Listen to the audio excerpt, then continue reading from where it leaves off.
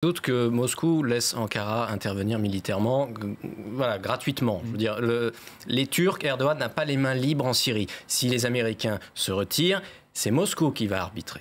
Donc c'est à Moscou que ça va se décider. Or, à Moscou, il s'agit aussi donc de conserver cette position d'arbitre et ainsi de ménager les intérêts des uns et des autres. Ce sont les intérêts des Iraniens, les intérêts du régime bien entendu, les intérêts d'Israël également. Et tout ça ne va pas pour que la Turquie investisse militairement et massivement la Syrie. Ce n'est pas possible, ça n'arrivera pas. Une petite mention aussi sur le retrait américain. Le retrait américain est à relativiser pour plusieurs choses. D'abord, le calendrier a été plus ou moins remis en cause.